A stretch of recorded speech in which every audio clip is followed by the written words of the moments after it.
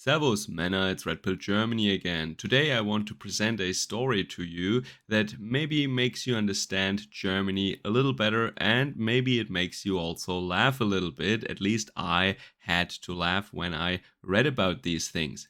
What was uncovered recently is that the German railroad corporation Deutsche Bahn AG is simulating an alternate reality for VIPs, and that is influential politicians and other celebrities. When people like these book tickets for a train ride with Deutsche Bahn, then a special protocol is activated in which a lot of people from all sorts of different branches, coming from train conductors and people who control the trains on the rails, and also the personnel that checks the trains before they get into service, all these people are triggered in an automated process. And all these people work together then under the so-called Corporate Regulation 199. Yes, this even has a name. They're all working together to simulate an alternate reality for these people in which the train system actually works. So not like the reality, which is of course that the German rail system, the German trains, they do not work. And in today's video, I want to describe to you the reality about the train system in Germany. And I'm not using the train anymore. I used to like to ride trains in Germany. I have nothing against trains. I enjoyed it very much when I was younger, but I'm not doing this anymore. And then, of course, I want to explain to you what Deutsche Bahn is doing for these VIPs. And by the way, they're not disclosing who is part of this VIP group. I mean, it is definitely powerful politicians like members of the government, but it could also be pop stars or artists and stuff like that, maybe athletes. But I doubt that they take the train. So anyway, before all that, I want to thank once again my supporters and my subscribers. Like, share and subscribe, leave a comment down below, and also check me out on other social media platforms in case you haven't done so yet. If you want to support my work, you can do so via Patreon or Subscribestar. The links are in the descriptions down below. Alright, so first of all, I want to say once again, yes, I took the train in Germany very often when I was younger because, it was affordable and it was okay, but now that has changed. The prices skyrocketed and delay is, and I mean a substantial delay, not a delay of a couple of seconds where Japanese train conductors have to formally apologize. No, I mean a significant delay of like half an hour or even an hour, or maybe the train is cancelled altogether. That is more the rule than the exception these days. And if you need to transfer, oh well, then you can just plan another couple of hours or take the car right away. How about that? And it is not only that the trains are delayed, it is also that sometimes whole wagons are missing or the wagons are in the wrong order, and that is a big problem when the train is full of people and you have a reservation and you think that you're getting into the correct wagon where your reservation is, but it is actually on the wrong spot and you have to squeeze yourself through crowds of people to get to your seat. That is really, really bad. And I always warn people who visit me from abroad that they should never take the train when they land here. And I often try to pick them up because I want to spare them taking a German train, which is horrible. I'm not even talking about the danger, of course, that you face using public transport in Germany nowadays in general. I'm not even talking about that now. It is just absolutely insane how the quality of the German train system diminished over the last years. But you can understand, of course, when you see that it is owned by the state completely. It is a stock company, but it is 100% owned by the German state. So it is a state corporation. In winter, they're not heated, these trains, and in summer, there is no AC and it gets up to 40 degrees in these metal boxes. I would just, I think I'm repeating myself, but I strongly advise against taking German trains these days. All right, but we all know these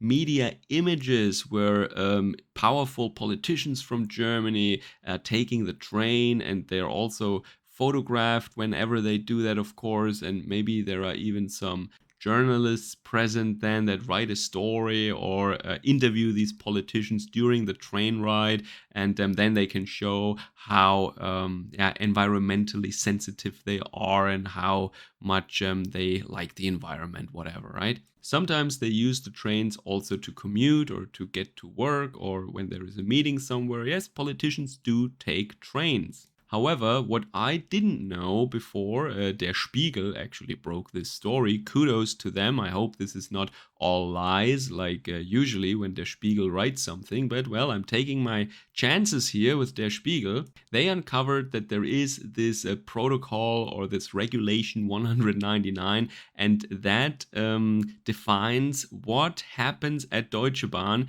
when one of these VIPs, and there must be a list of some sort for that, of course, when they book a ticket, when they book a train ride, and when they know on which train these people will be. So the first thing I told you about was that the people who control and guide the trains, that they're informed that Mr. X is sitting on this train. And that means that in the German rail network, this train has priority. That means whenever there is a conflict, the other trains have to wait, and this train has the right of way at every single crossing. Which means, of course, that you are extremely lucky if you're sitting, and you probably don't even know about this, if you're sitting in the same train as Mr. Scholz, because that means that your train is on time, and if you are sitting on another train that has a potential conflict, well, too bad, then your train has to wait. Also, the instruction says that this train has to be clean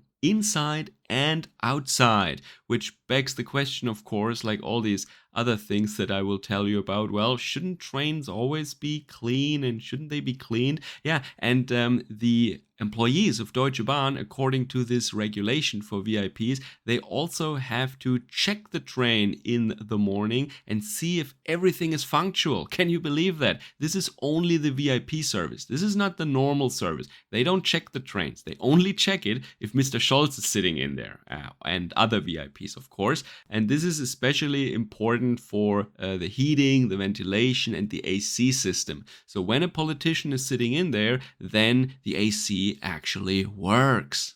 And it goes even as far as that the train, in case they find a flaw and they cannot fix that quickly, the train is replaced by another functional, better train if they find some kind of flaw in that train. So what effect does this have? I already mentioned that when you're not in this train, then these regulations or this special rule of Deutsche Bahn is not to your advantage. However, when you sit in that train, yeah, you can say you're on time and the AC works great. But that is just the obvious effect. And I think it is also a huge waste of money because all this special care that they take, especially for this one train, I think Deutsche Bahn could maybe better use these resources to serve all their customers. But I think the second point is much more interesting, and that is that Deutsche Bahn AG is simulating an alternate reality for politicians, or for top politicians, for these VIPs. And that is something I find really interesting. It is reminiscent of communist regimes or dictatorial regimes where, and I also remember that from the German army, when some general came to visit, or some staff officer or some higher up, then everything had to be cleaned for 2 days, and things that were never okay, they were okay on this day. Yeah, so this is kind of a show you put on when someone important is visiting. And I even remember that from the university. There was a lady from the Ministry of Science and Education, and when they visited our university, then everything had to be clean, and their beautiful posters had to be designed, and everything had to be practiced and flawless. So this is a typical sign of some kind of authoritarian, extremely hierarchical system, where your bosses, or the people in the hierarchy above you, they want to look good in front of the people who are really, really high up in the hierarchy. But then the second side to that is that some of these politicians probably weren't even aware of this. I'm pretty sure that they didn't know this rule exists at Deutsche Bahn. So I'm 100% sure that there are politicians that thought for many years, why do people always complain about the trains? Whenever I take the train, everything is flawless. Come on, these people are just, unsatisfied with their lives and they like to complain. But seriously, the Deutsche Bahn is great. I don't know what their problem is, And not in the context of trains, but there is this very iconic video of a social democrat politician. It is a couple of years old, and